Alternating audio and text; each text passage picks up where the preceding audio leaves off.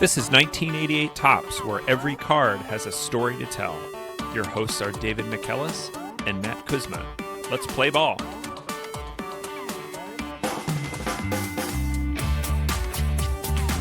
Welcome back to 1988 Topps. David, who's our card for this week? Matt, our card for this week is Juan Berenguer, the Minnesota Twins, number 526. Juan Berenguer, I am pulling him up here on the Jumbotron and looking in the Beckett from 1988. It was a common card and common value. Why are we choosing Juan Berenguer this week, David? Matt, after we talked about Matt Noakes, you sent me a link to a video. Indeed, I did. And that video is called The Berenguer Boogie.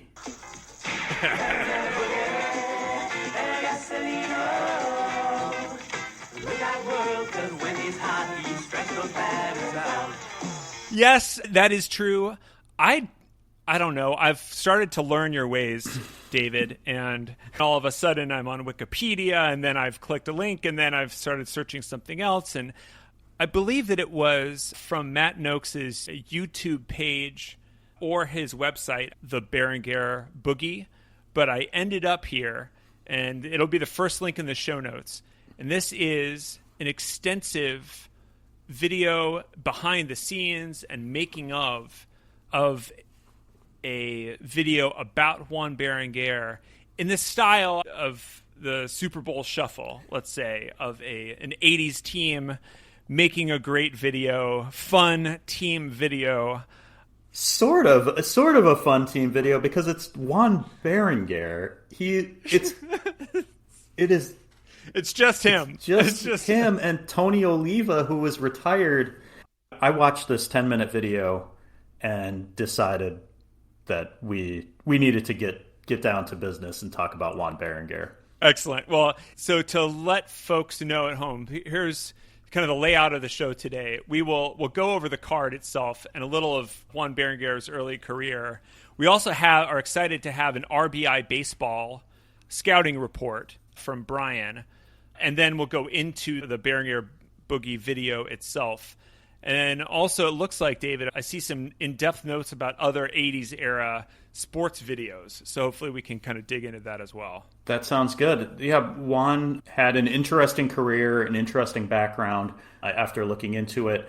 Part of a couple World Series winning teams, and a really interesting player in this 1988 Topps set. So starting with the front of this card, you have Juan Berenguer, and it looks like he's throwing a split finger fastball here. Yes, it does look that way because you can see his thumb and first finger almost making a circle, but he's in mid-delivery, looking very focused at home plate. And going to the back of the card, Juan was 5'11", 215, so he was a big guy.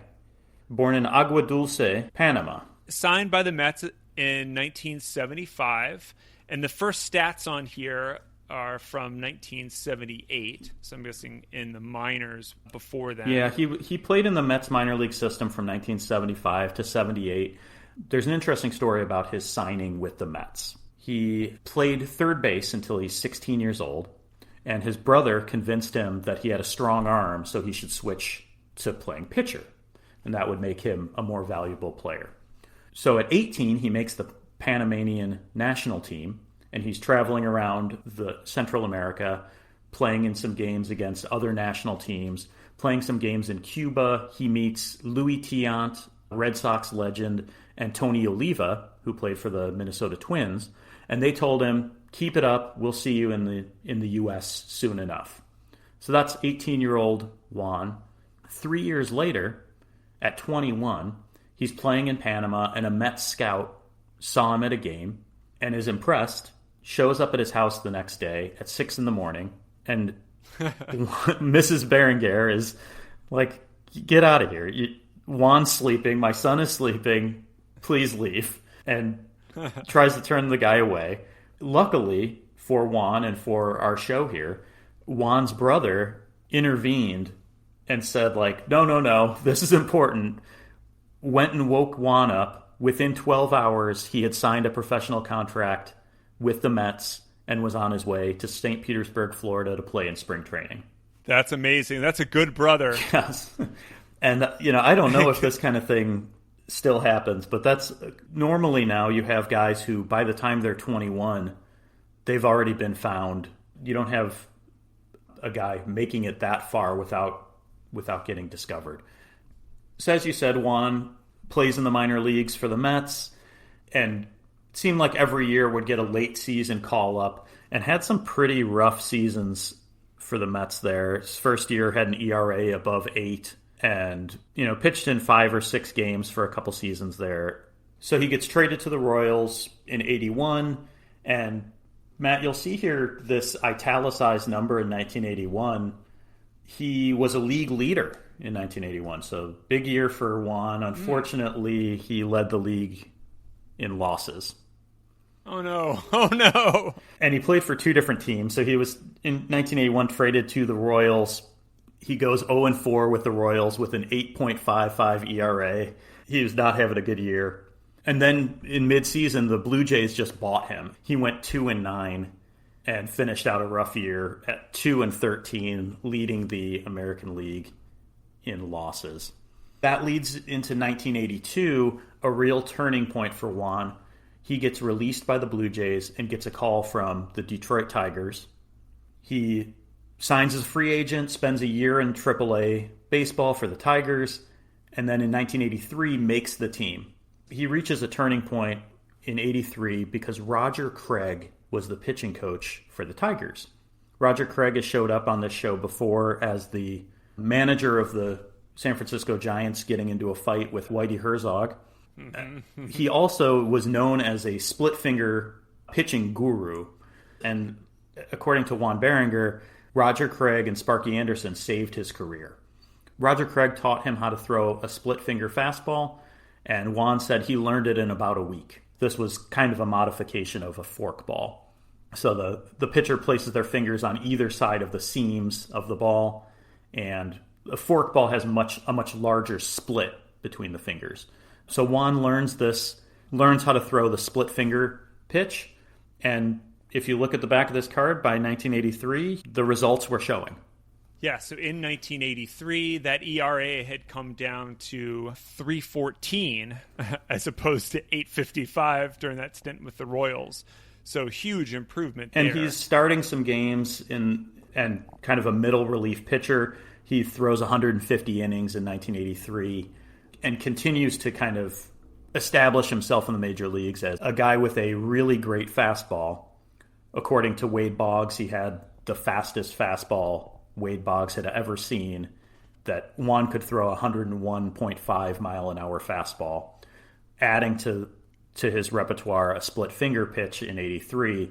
That takes us up to 1984 for the first of his 2 World Series rings. Tell us a little about the 1984 season for him. We've had our friend Brian on before to talk about the 1987 Tigers, and he talked a little bit about the 84 Tigers. I don't think he got into Juan Berenguer when talking about the 84 Tigers because he was the 3rd or 4th starter. Unfortunately, he was never needed in the 1984 ALCS.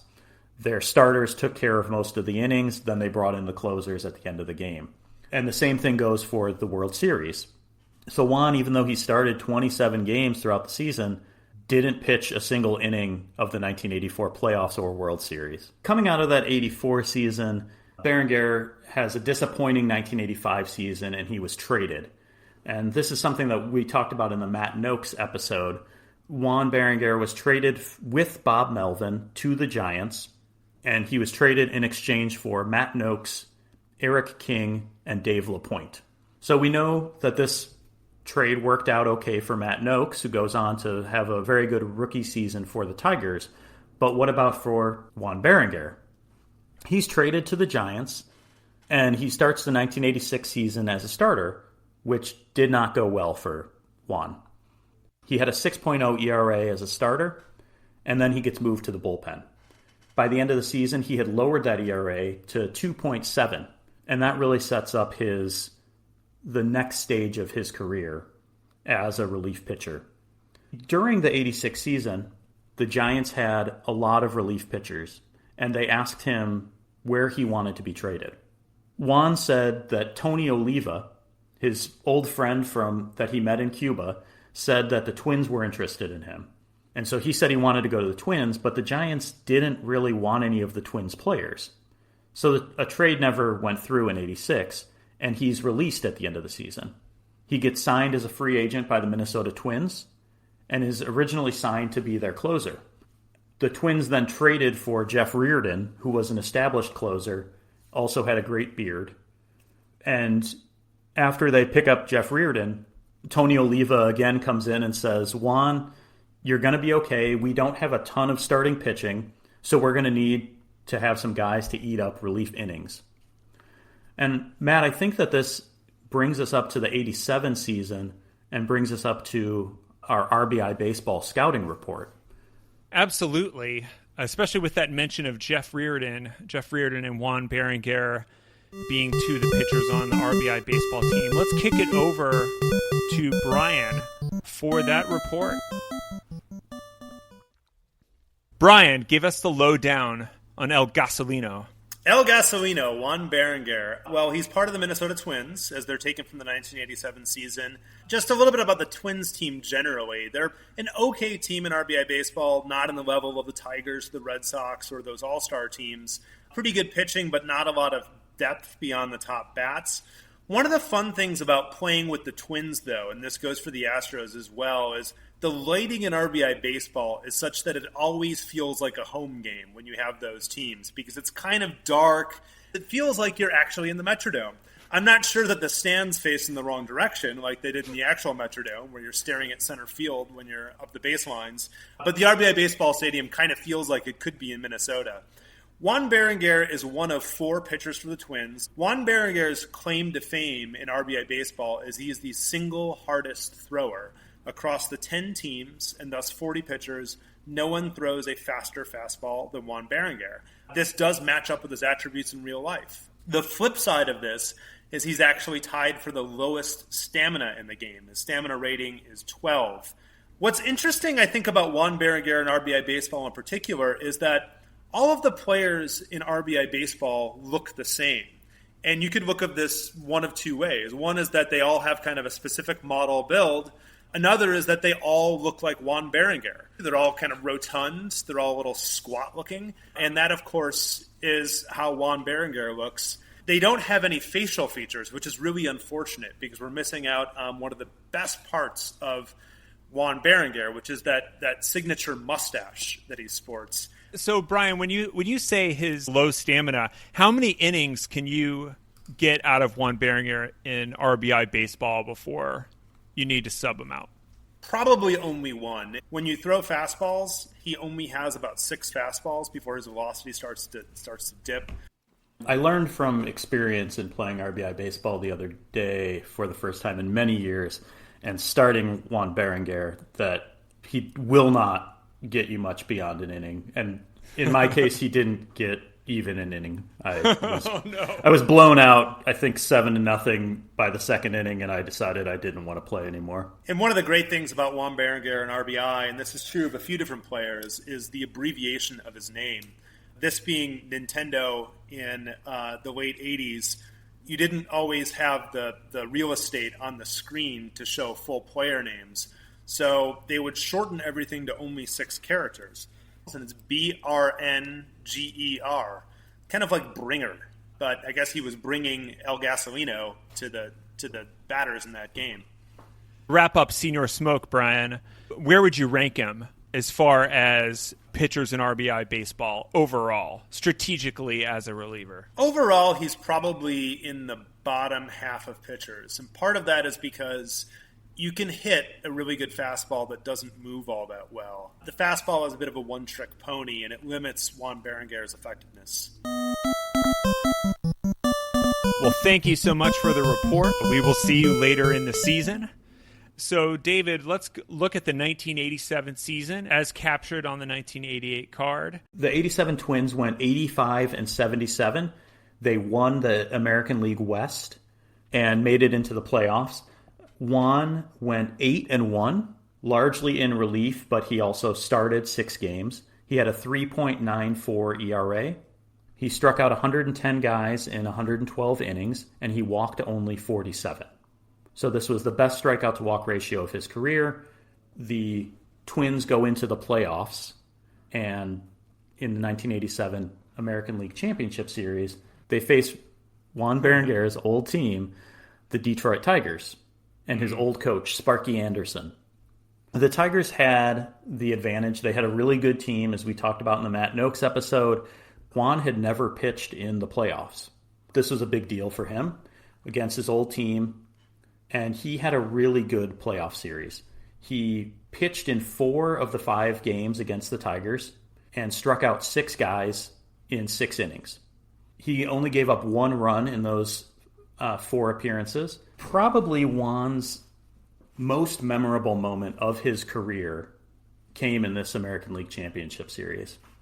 Game 2, in the 8th inning, the Twins are up 6-2, and our old friend Bert Blyleven is pitching.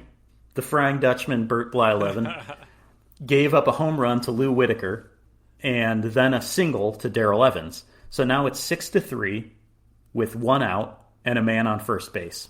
The Twins coach Tom Kelly brings in Juan to get 2 outs. So he just wanted to get 2 outs, and then he was going to bring in the closer in the 9th inning. Juan faces Kirk Gibson. Kirk Gibson strikes out swinging. Alan Trammell grounds out to end the inning. And in the 9th inning, Juan's still in there. So they didn't bring in the closer. The leadoff batter in the 9th inning is Matt Noakes. So the trade, Berenguer for Noakes, and now the matchup in Game 2 of the ALCS, Matt Noakes strikes out swinging.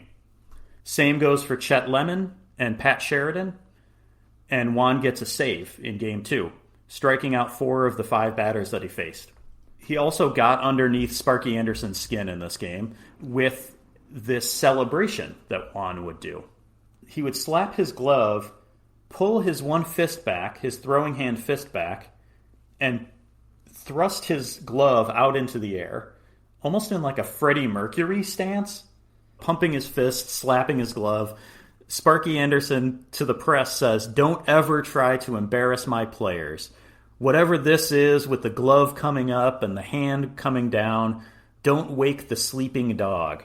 So Sparky was mad at his old player, but it clearly was getting him pumped up and getting the team pumped up. And he continued to have a successful ALCS. He pitched another scoreless inning in Game 3, pitched 2 scoreless, hitless innings in Game 4, and then he gave up a home run in Game 5, but the Twins still won the game and won the series in 5 games. They won in Detroit in the afternoon. They get on a plane from Detroit and fly to Minneapolis. And there is an amazing video. I watched way too much of this 35-minute video last night. They pull the bus into the Metrodome, right up to these big garage doors. All the players get off the bus. They open the garage doors, and there's 55,000 people at the Metrodome. What? So after this game in Detroit, I don't know if they just announced it on the TV, just everybody get down to the Metrodome, but you have a packed Metrodome. Everybody's got their Homer hankies, and the guys are just walking out of this garage door. Some of the guys are crying. It was nuts. That's amazing. That is amazing. And there is an iconic image, Juan Berenguer. He shows up at the Metrodome, 55,000 fans cheering. He's wearing a trench coat, this wide-brimmed hat, sunglasses, and he's carrying a briefcase. So he shows up at the Metrodome, and he does his little celebration dance, punches his fist in the air, and the crowd is just going crazy. This was the first World Series that the Twins had made in 22 years. They had legitimate stars on this team. They had Kirby Puckett, they had Kent Herbeck, Gary Gaetti, Frank Viola, and the guy they get to make the song is Juan Berenguer. And I think that it was because of that moment with those 55,000 fans. And the one thing that you remember is this, like, guy in a trench coat doing a dance. Yeah, it is not the Super Bowl shuffle. There's not a shuffling crew here. Yeah, so in the Berenguer Boogie video, which again is 10 minutes long, it does not need to be this long. It has couple minutes of introduction, then they finally get to the song, and then they have some behind the scenes making of the video, including a really awkward scene in the boardroom of some insurance company who's saying, we're giving $25,000 to this effort. Do you think you can do it? And you've got this Castle group leading a creative process. There's a legal pad, there's some scribbling, there's some a cappella kind of work going on. They're doing some clever wordplay. So they're drinking a ton of Diet Pepsi in this boardroom. Matt, would you believe that this song and video were completed in 48 hours? Yes. Yes. Absolutely, I would. Yeah, in this making of video, they're writing and recording all night. It made me very uncomfortable to see 4 people around one microphone. The sound quality is not great. The song is terrible. There's a guy named Matt Blair who was a Vikings linebacker, had no connection to the 1987 Twins. He's blowing a whistle, much like in the Super Bowl Shuffle. There's no whistles in baseball, but from what I could gather, the wives of the players had whistles in the stadium. So Tom Brunansky's wife was asked at this Metrodome celebration, are you guys going to have your whistles? And she said, all the wives are going to have their whistles. So maybe the whistle is a reference to that. There's a lot of background dancers wearing a lot of sparkles, and they were called the Berenguer Babes. I do like the hook of the Berenguer Boogie, El Gasolino. I like that. I like that. Yeah, melody. They had that. I like that melody. And then they built a song around it that's not very good. It's not enough. It's not enough to make a great song. This was a Paisley Park production. Paisley Park, the recording studio, started by Prince, and full of musicians writing songs for Prince. There's some connections to one of the greatest artists of all time in this Berenguer Boogie. Maybe this, I don't know if this is the greatest song recorded at Paisley Park. Tevin Campbell's Round and Round was recorded there too. I would go, that's a good jam. This song maybe not quite as good as Round and Round. We'll put a link to Round and Round on Spotify in the show notes because if you have a chance to post a Tevin Campbell song, why wouldn't you? So the music for this was written by the Castle family. I don't know what the Castle family is, but there is a really good album cover called Love That Showbiz by the Castle family, and they are all wearing a lot of sparkles. It's great. Matt, how does this compare for you to other 80s sports team music videos? So last night, it just so happened that I was home watching the making of the We Are the World video. This is a rip of the DVD from 1985, hosted by Jane Fonda, about the worldwide bestseller We Are the World, written by Quincy Jones, with Lionel Richie, Michael Jackson, Dan Aykroyd. Everybody, and the movie is amazing. Stevie Wonder, Ray Charles, it's absolutely incredible. The writing on the fly. They recorded that in 24 hours. They edited in several more days, and they're doing reel to reel, and then did this making of video afterwards. And so I would say, first of all, in the kind of pantheon of collaboration videos, the Berenguer Boogie doesn't come to that level. For other sports ones, the Super Bowl Shuffle was really the only one. It was really the groundbreaker. But I think this does all come back to We Are the World. I think We Are the World is the actual genesis. I think that's why the Super Bowl Shuffle came. It was like, hey, if we get everyone in a room together and we can share the lines. But the issue is there's only one Quincy Jones. There's also only one Ray Charles. And so the Castle group was kind of doomed if you compare it in those terms. Yeah, I will admit that I think the first 2 records that I owned were We Are the World and the Super Bowl Shuffle. And I think that I got them for my birthday or maybe for Christmas in 1985. So I have fond memory of both of those. There's some other really ridiculous songs like Ram It from the LA Rams, which has Jackie Slater rapping and a lot of use of the words ram it. It's not great. And that's not great at all. A particular favorite of mine is the Anfield Rap, which is, of course, Liverpool Football Club, my beloved Liverpool Football Club. And that one had samples of the Beatles. It had them singing You'll Never Walk Alone or rapping You'll Never Walk Alone. And it had Bruce Grobbelaar, who was the South African goalkeeper for the 1980s Liverpool Football Club, wearing a Baltimore Orioles hat for some reason. I don't know. He thought that was a good rap look. But yeah, I love the Anfield Rap.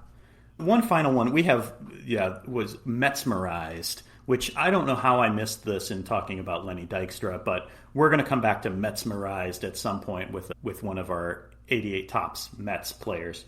If you want to hear Tim Twofold rap. Do not.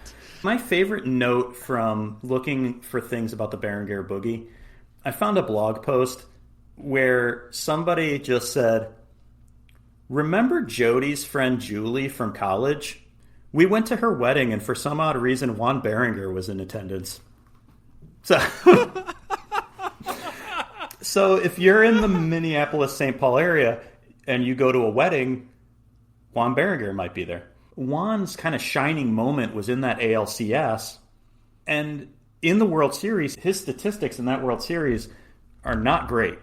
0-1 with a 10.38 ERA in 3 games. He had a rough start. He gave up 2 runs in an inning in Game 2, and then he took the loss after allowing 3 runs in 1/3 of an inning in Game 3. So a rough first couple games, but Game 6, he was given a tip. He was relying too much on his fastball. In Game 6, he threw more sliders and split finger pitches and pitched 3 innings scoreless, and the Twins won 11-5. So that took the series to 3-3, and then in Game 7, they didn't need Juan. Frank Viola pitched 8 innings, and then Jeff Reardon closed it out, and they won the World Series. So I don't think that they would have said, let's do a Juan Berenguer song after he has a rough World Series. But that maybe doesn't tell the whole story of Juan's 87 World Series. He was the first Panamanian pitcher in the World Series and the 8th Panamanian to play in a World Series. Okay, so after that 87 World Series, let's wrap up his career, and where is he now? Juan pitched for the Twins through 1990 and ended his Twins career with a record of 33-13 in 4 years. Pretty good. And he became a free agent after the 1990 season and signed a relatively big contract with the Atlanta Braves. And in 1991, he became the Braves closer. He was pitching really well in 1991. In July and August, he had 15 appearances, 4 saves, and a 1.89 ERA with 20 strikeouts in 19 innings. So at that point in 1991, he's at 17 saves, which is more than he'd ever had in the entirety of his career prior to 1991, and had a 2.24 ERA. So a really, really good year in 1991. He's home on an off day, wrestling with his kids, and he broke his arm. Oh, no. He broke his pitching arm and ended up missing the rest of the season. The Braves had a great run closing the season, and they won the pennant and went to the World Series against Juan's old team, the Minnesota Twins. And unfortunately, the Braves lost in 7 games that year, and Juan was unable to pitch due to his broken arm. Pretty sad, because that also kind of turns out to be his best season statistically as a closer. But also, he was 36 years old at the time. He was traded after a slow start, and that was his last year in the majors. He ended up having a short career in the independent leagues with a couple of Minneapolis teams, the Minneapolis Loons and the Southern Mini Stars. And there's a few articles. He's recently been involved with some car dealerships, so selling cars. And if you bought a car, he would give you a picture of him from the 87 World Series. He was with the Lincoln dealership and a Ford dealership. Also some good articles saying, Berenguer makes a new pitch. One said, Señor Smoke has become Señor Sales. Ugh. So many bad puns. But Juan is, still boogieing around Minneapolis, St. Paul, still active in the area. He had a couple sons who played sports. One played hockey, college hockey, and another played college baseball. When he finished his career, he held some records for Panamanian-born pitchers, including most wins and innings and strikeouts for a Panamanian pitcher. Mariano Rivera has since broken those records, and Bruce Chen as well have taken those spots, and that's fine, but I've never seen them boogie. Indeed. Thank you, David. Thank you to Brian for the scouting report. If you have any comments, if you have suggestions on a card, if you have suggestions on a 1980s sports video that you'd like us to watch, you can reach us at Tops1988 on Twitter or 1988tops podcast@gmail.com. Thanks to all of you at home for listening, and we'll see you next week.